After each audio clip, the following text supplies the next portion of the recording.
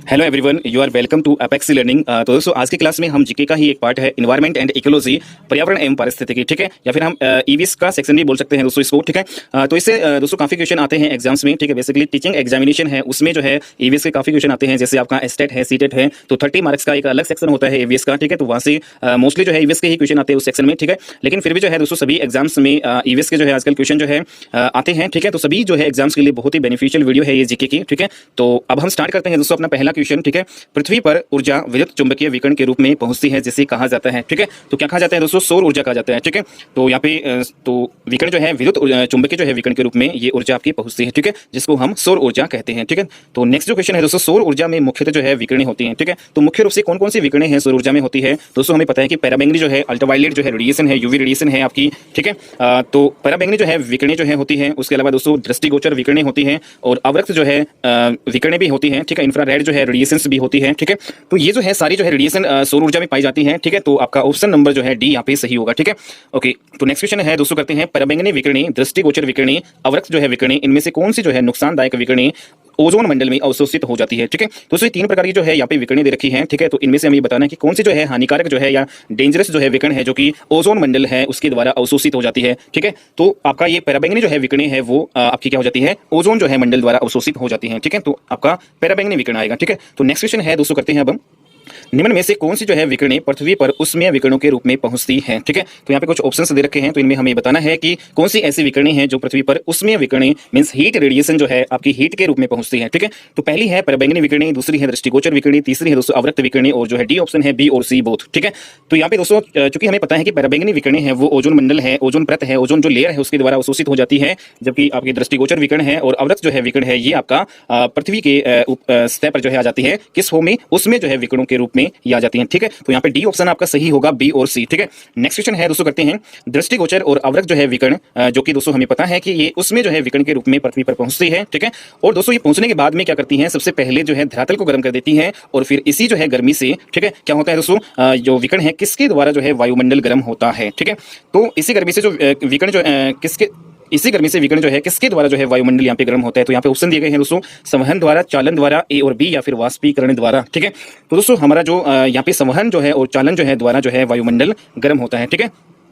तो यहाँ पे सी जो है ऑप्शन सही होगा, ठीक है दोस्तों। नाउ मूव करते हैं नेक्स्ट क्वेश्चन पे दोस्तों। हमारा क्वेश्चन नंबर 6 है, सूर्य की उष्मा से गर्म होने के बाद जब पृथ्वी जो है ठंडी होने लगती है तब उष्मा विसरित होती है, ठीक है। और दोस्तों हमें पता है कि जो है सूर्य से जो आपकी जो है दृष्टिगोचर और अवरक्त जो है विकिरण उसमें जो है ऊर्जा के रूप में अर्थ के ऊपर पहुंचती है। फिर उसके बाद में जैसे जैसे दोस्तों आपकी अर्थ जो है वो ठंडी होती है, ठीक है। तो उसके बाद में है दोस्तों कह रहा है कि जो उष्मा जो है ऊर्जा है, सूर्य की जो उष्मा है, ठीक है, वो गर्म होने के बाद जब पृथ्वी ठंडी होती है तो उष्मा जो है किस तरफ मूव करती है, किस तरफ जो है वो विसरित होती है, तो ये हमें बताना है। तो आपका ऑप्शन नंबर ए है पृथ्वी से बाहर, बी है पृथ्वी के अंदर, सी है पृथ्वी के केंद्र की ओर, जबकि डी है इनमें से कोई नहीं, ठीक है। तो यहाँ पे दोस्तों आएगा पृथ्वी से बाहर की ओर जो है मूव करती है। जब पृथ्वी जो है ठंडी होती है तो उष्मा जो है हमेशा दोस्तों क्या होती है? पृथ्वी के जो है बाहर की जो है ओर है वो मूव करती है, विसरित होती है, ठीक है। नेक्स्ट क्वेश्चन है दोस्तों यहाँ पे क्वेश्चन नंबर 7, ठीक है। पृथ्वी से बाहर जो है विसरित उष्मा, अब देखो दोस्तों जब पृथ्वी जो आपकी ठंडी हो जाती है तो पृथ्वी से जो है बाहर की ओर जो है उष्मा है वो आपकी विसरित हो जाती है। तो दोस्तों जो उष्मा विसरित होती है तो उसका जो कुछ भाग है वो कह रहा है कि कौन सी जो है उष्मारोधी गैसें हैं जिनके द्वारा अवशोषित कर लिया जाता है, जबकि जो शेष भाग है दोस्तों उष्मा का वो पुनः जो है धरातल को वापस कर देती है, ठीक है। तो ये आपका इंपोर्टेंट क्वेश्चन है। तो इसमें ऑप्शन दे रखे हैं कार्बन डाइऑक्साइड गैस, या फिर क्लोरोफ्लोरोकार्बन है, नाइट्रस ऑक्साइड है N2O, ठीक है। और उसके अलावा दोस्तों यहाँ पे ऑप्शन सी है जलवाष्प, और यहाँ पे मीथेन है CH4, और डी ऑप्शन है यहाँ पे उपयुक्त सभी, ठीक है। तो यहाँ पे जो है डी ऑप्शन सही होगा, उपयुक्त सभी है। तो दोस्तों ये जो है उष्मारोधी गैसें हैं सारी, ठीक है, मींस उष्मा को रोकने वाली जो है गैसें हैं, मींस उष्मा को अवशोषित करने वाली जो है ये गैसें हैं। कार्बन डाइऑक्साइड है, क्लोरोफ्लोरोकार्बन है, नाइट्रस ऑक्साइड है, जलवाष्प है, मीथेन है, ठीक है। तो ये जो है उष्मा है उसके कुछ भाग को अवशोषित कर लेती है, वायुमंडल में पाई जाती है गैसें, ठीक है। तो उष्मा के कुछ भाग को ये अवशोषित कर लेती है, जबकि जो शेष जो भाग है दोस्तों उष्मा का वो है वापिस जो है धरातल की ओर ये भेज देती है, ठीक है। और जिसके कारण क्या होता है दोस्तों, तो धरातल पे क्या होता है कि एक्स्ट्रा जो है मतलब उष्मा जो है धरातल पर एकत्रित हो जाती है, ठीक है, जिससे कि पृथ्वी का जो टेम्परेचर है वो आपका क्या हो जाता है दोस्तों बढ़ जाता है, ठीक है। और इसी को दोस्तों ग्रीन हाउस जो है इफेक्ट जो है हरित ग्रह प्रभाव जो है कहा जाता है, ठीक है। तो उष्मारोधी जो है दोस्तों गैसेस हैं, मेनली जो है इसमें दोस्तों कार्बन डाइऑक्साइड जो है गैस है, ठीक है, इसके द्वारा जो है उष्मा अवशोषित जो है कर ली जाती है, ठीक है। और शेष जो है उष्मा है वो वायुमंडल की मतलब जो आपका धरातल है पृथ्वी का उसकी ओर जो है वापस भेज दी जाती है। ठीक है, तो यहाँ पे जो है इसमें जो है यहाँ पे नोट है कि दोस्तों उष्मारोधी जो ये गैसेज है जितनी भी ये पृथ्वी से बाहर जो है विसरित जो है उष्मा का कुछ भाग अवशोषित कर लेती है, जबकि जो शेष जो है बची उष्मा को उष्मा पुनः जो है धरातल को वापस कर देती है, जिसके कारण दोस्तों वायुमंडल है, जिसके कारण क्या इफेक्ट होता है, वायुमंडल है उसका निचला जो है भाग है उसमें एक्स्ट्रा जो है उष्मा, अतिरिक्त जो उष्मा यहाँ पे एकत्रित हो जाती है। ठीक है, ठीक है दोस्तों, जिससे कि क्या हो जाता है, अगर एक्स्ट्रा जो है उष्मा वायुमंडल में दोस्तों यहाँ पे एकत्रित हो जाएगी, इकट्ठा हो जाएगी, तो वहाँ पे क्या हो जाएगा दोस्तों, ग्लोबल वार्मिंग हो जाएगा। ठीक है, मींस यहाँ पे हरित जो है ग्रह जो है प्रभाव जो है जिसे हम कह सकते हैं। ठीक है, तो ग्रीन हाउस इफेक्ट जो है हो जाता है। ठीक है, ओके, तो यहाँ पे क्वेश्चन नंबर नेक्स्ट है, पृथ्वी की उष्मा किन विकिरणों के रूप में विकिरित होती है। ठीक है, तो यहाँ पे पृथ्वी की जो उष्मा है वो दोस्तों अवरक्त जो है विकिरणों के रूप में विकिरित होती है। ठीक है, तो अवरक्त जो है विकिरणें आपकी यहाँ पे आएगी। ठीक है, जो कि दोस्तों आपकी कहां से होती है, अर्थ से होती है। ठीक है, जब अर्थ आपकी ठंडी होती है तब आपका जो उष्मा है वो किस रूप में मूव करती है, वो आपका अर्थ के बाहर की ओर है वो मूव करती है। ठीक है, नेक्स्ट क्वेश्चन है दोस्तों, पृथ्वी की उष्मा का लगभग कितने प्रतिशत भाग वायुमंडल में उपस्थित कार्बन डाइऑक्साइड गैस अवशोषित कर लेती है। ठीक है, अब दोस्तों उष्मा जो है का लगभग जो है कितना प्रतिशत भाग अकेले जो है कार्बन डाइऑक्साइड गैस अवशोषित कर लेती है, तो उष्मा का लगभग जो है 90% जो है भाग कार्बन डाइऑक्साइड है वो अवशोषित कर लेती है। ठीक है, उसके बाद में नेक्स्ट जो क्वेश्चन है दोस्तों यहाँ पे इंपोर्टेंट है, भूमंडलीय जो है तापन, जिसको दोस्तों हम ग्लोबल जो है वार्मिंग बोलते हैं, या फिर हम दोस्तों इसको ग्रीन हाउस जो है इफेक्ट, ग्रीन हाउस जो है प्रभाव भी कह सकते हैं। दोस्तों ये आपका क्या होता है, ग्लोबल वार्मिंग। ठीक है, ग्रीन हाउस इफेक्ट जो है आपका क्या होता है। ठीक है, तो यहाँ पे हम देखते हैं दोस्तों, जो कि ऊपर जो है हमने पढ़ा कि जो आपकी उष्मा रोधी गैस है, जो उष्मा को रोकती है जो गैसें, ठीक है, तो या फिर उष्मा को अवशोषित कर लेती है जो गैसें, जिनमें आपका कार्बन डाइऑक्साइड गैस है, क्लोरोफ्लोरोकार्बन है, ठीक है, CFC, ठीक है, उसके अलावा नाइट्रस ऑक्साइड है, N2O जलवाष्प है। ठीक है, और उसके अलावा दोस्तों यहाँ पे मीथेन जो गैस है, इसकी जो है दोस्तों मात्रा जो है वायुमंडल में बढ़ जाने के कारण वायुमंडल का जो एवरेज जो टेम्परेचर है, औसत जो है तापमान है, उसमें दोस्तों क्या हो जाती है, वृद्धि हो जाना ही जो है आपका ग्रीन हाउस जो है इफेक्ट कहलाता है। ठीक है, तो ये आपका, या फिर हम ग्लोबल वार्मिंग भी जो है इसको बोल सकते हैं, या फिर भूमंडलीय जो है तापन इसको बोला जाता है। ठीक है, तो इंपोर्टेंट क्वेश्चन है दोस्तों यहाँ पे। ठीक है, तो आपको ये ध्यान में रखनी है कौन कौन सी जो है उष्मारोधी गैसें हैं। ठीक है, तो यहाँ पे कार्बन डाइऑक्साइड है, क्लोरोफ्लोरोकार्बन है, नाइट्रस ऑक्साइड है, जलवाष्प है, मीथेन है, ये सारी आपकी है। ठीक है, जिनमें दोस्तों ग्रीन हाउस जो गैसेज ही इनको कहा जाता है सभी को। ठीक है, ये सारी ग्रीन हाउस गैसेज हैं, जिनमें सबसे जो है मुख्य जो है ग्रीन हाउस जो है कार्बन डाइऑक्साइड है। ठीक है, जिससे कि आपका 90 जो है प्रतिशत जो है भाग दोस्तों क्या हो जाता है, अवशोषित हो जाता है उष्मा का। ठीक है, उसके बाद में नेक्स्ट जो क्वेश्चन है, 1824 में किसने ग्रीन हाउस या हरित ग्रह गैसों की संकल्पना की थी। ठीक है, वेरी इंपॉर्टेंट है दोस्तों। तो ग्रीन हाउस या हरित ग्रह गैसों की जो संकल्पना है वो जोसेफ फोरियर ने की थी। ठीक है, नेक्स्ट जो क्वेश्चन है दोस्तों यहाँ पे, किस प्रभाव के द्वारा किसी ग्रह या उपग्रह के वातावरण में मौजूद कुछ गैसों के द्वारा जो है उस ग्रह या उपग्रह के वातावरण के टेम्परेचर या ताप जो है को अपेक्षाकृत अधिक बनाने में मदद करती है। ठीक है, तो कौन सा जो है इफेक्ट के द्वारा जो है दोस्तों ये टेम्परेचर है आपका बढ़ता है।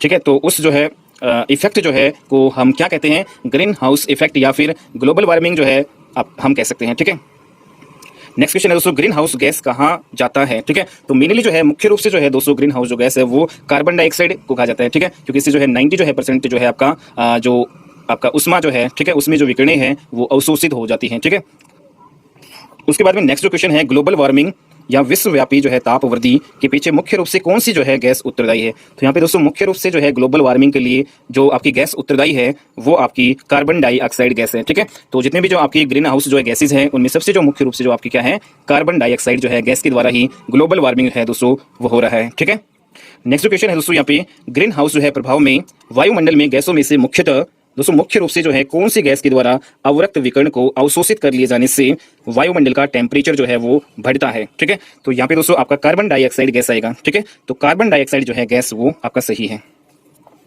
ठीक है, तो दोस्तों क्योंकि हमें पता है कि जब आपकी पृथ्वी ठंडी होती है तो उसके बाद में जो उसमें जो है ऊर्जा है, और उसमें ऊर्जा है दोस्तों, उनमें से आपकी कौन सी, हमने दो जो है उसमें ऊर्जा पड़ी थी। एक तो आपकी अर्थ पे जो है जो उसमें जो विकिरण है दृष्टिगोचर और अवरक्त जो है विकिरणें आती हैं। ठीक है, जो कि अर्थ पे आती है। फिर उसके बाद में अर्थ जो जब आपकी ठंडी होती है तो अर्थ जो है के बाहर की तरफ जो है ये जो है विकिरणें हैं, जिनमें से आपकी अवरक्त जो है विकिरण है वो अर्थ के बाहर की ओर जो है मूव करती है। ठीक है, और दोस्तों इस जो है को फिर जो है अवशोषित जो है वो कार्बन डाइऑक्साइड जो है गैस है वो कर लेती है। ठीक है, तो ये आपका आंसर आएगा कार्बन डाइऑक्साइड गैस। ठीक है, नेक्स्ट क्वेश्चन है, पृथ्वी के वायुमंडल में पाई जाने वाली प्रमुख जो है ग्रीन हाउस हमें बतानी है। ठीक है, तो प्रमुख जो है जो मुख्य तौर पे जो है ग्रीन हाउस गैस है दोस्तों वो कौन सी है। तो यहाँ पे मुख्य रूप से दोस्तों 5 है। तो पहली जो है आपकी जल वाष्प। ठीक है, तो दोस्तों जो जल के जो वाष्प जो होते हैं, वेपर्स जो होते हैं, ठीक है, वाटर वेपर्स जिसको हम बोल सकते हैं। ठीक है, तो ये जो है भी आपका ग्रीन हाउस जो है गैस है। ठीक है, तो इंपॉर्टेंट है। तो सबसे ज्यादा है वायुमंडल में वेपर्स ही पाए जाते हैं। ठीक है, और उसके अलावा दोस्तों यहाँ पे आपका कार्बन डाइऑक्साइड जो है गैस है। ठीक है, CO2, और फिर है आपकी मीथेन है, ठीक है। फिर उसके अलावा आपकी नाइट्रस ऑक्साइड है जिसको हम N2O बोलेंगे, ठीक है। और फिर आपका क्लोरोफ्लोरोकार्बन CFC, ठीक है। ये जितनी भी जो है आपकी गैसेज हैं वो ग्रीन हाउस गैसेज हैं, ठीक है।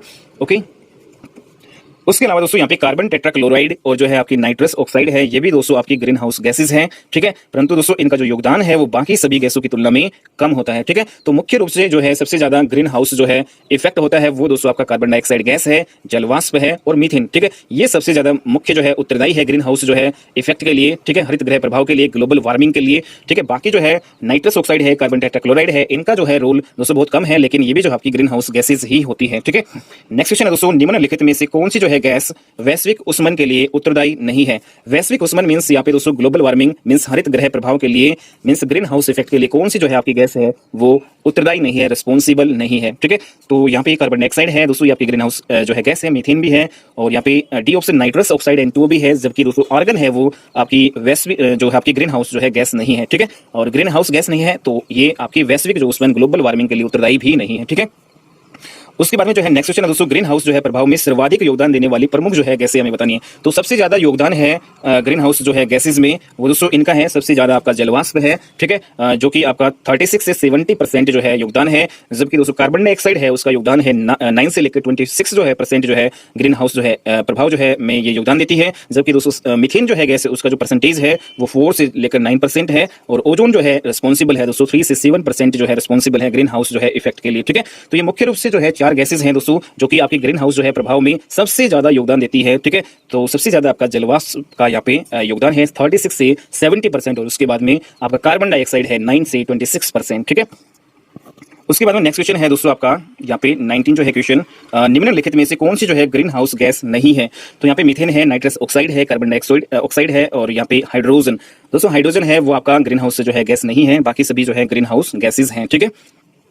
नेक्स्ट क्वेश्चन है दोस्तों यहाँ पे inter governmental panel on climate change IPCC, ठीक है। IPCC के द्वारा दोस्तों 6 जो है प्रमुख जो है ग्रीन हाउस गैसेज हैं, जिनमें दोस्तों प्रमुख जो है मुख्य जो है रूप से जो है आपकी जो ग्रीन हाउस जो गैसेज हैं वो ये हैं। आपकी पहली है कार्बन डाइऑक्साइड गैस जो है CO2 है जिसको हम बोलते हैं, मीथेन है CH4 है, उसके अलावा दोस्तों आपकी नाइट्रस ऑक्साइड है N2O है, क्लोरोफ्लोरोकार्बन CFC है, ठीक है। उसके अलावा दोस्तों जो है 2 जो है ग्रीन हाउसेज गैसेज भी जो है माना गया है इन्हें, ठीक है। एक आपका SF6 है, ठीक है, और नेक्स्ट जो है आपका NF3, ठीक है। इनको भी SF6 एंड NF3 है, इसको भी ग्रीन हाउस जो है गैसेज माना गया है, ठीक है।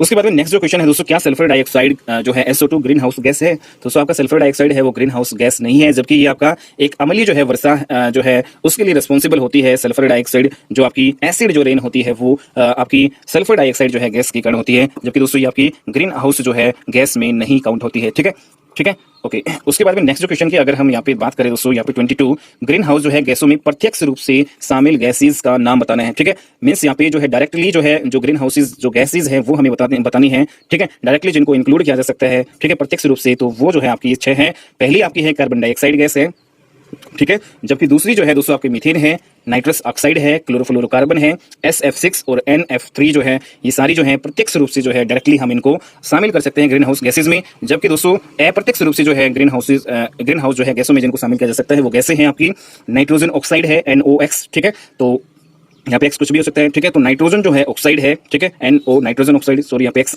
सिर्फ नाइट्रोजन ऑक्साइड है, कार्बन जो है मोनोक्साइड है CO है, और नॉन जो है मीथेन आपका वोलेटिल ऑर्गेनिक जो है कंपाउंड, ठीक है। नॉन मीथेन वोलेटिल जो है ऑर्गेनिक जो है कंपाउंड आपकी ये अप्रत्यक्ष रूप से जो है ग्रीन हाउस गैस है, जबकि सल्फर डाइऑक्साइड जो कि एसिड जो है रेन के लिए उत्तरदायी है दोस्तों, ठीक है। तो इसको जो है ग्रीन हाउस गैस कह सकते हैं, लेकिन हम इसको डायरेक्टली नहीं कहेंगे, ठीक है। इनडायरेक्टली जो है आपकी ये ग्रीन हाउस गैस होती है, ठीक है।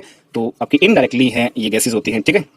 नेक्स्ट क्वेश्चन है दोस्तों यहाँ पे ग्रीन हाउस इफेक्ट वह प्रक्रिया है, तो इसमें कुछ ऑप्शंस दिए गए हैं। पहला है जिसमें पौधे उगाने के लिए समान तापमान प्राप्त किया जाता है। दूसरा है जिसमें वायुमंडल में कार्बन डाइऑक्साइड द्वारा इंफ्रारेड जो है विकिरण शोषित कर ले जाने से वायुमंडल का टेम्परेचर है वो बढ़ता है।